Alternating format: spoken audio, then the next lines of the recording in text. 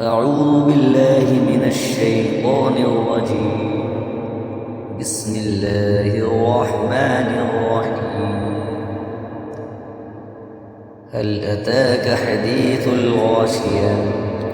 وجوه يومئذ خاشعة عاملة ناصبة تصلى نارا حامية تسقى من عين آنية ليس لهم طعام إلا من ضريع لا يسمن ولا يغني من جوع.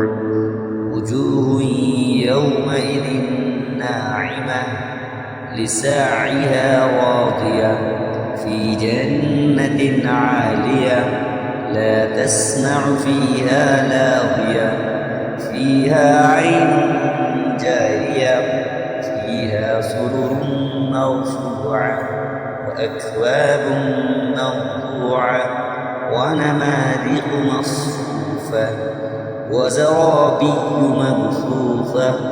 أفلا ينظرون إلى الإبل كيف خلقت وإلى السماء كيف رفعت وإلى الجبال كيف نصبت وإلى الأرض كيف سطحت.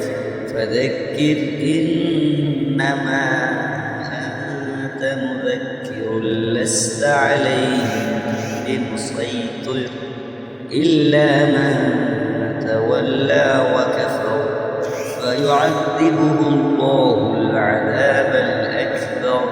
إن إلينا إيابهم ثم إن علينا حسابهم.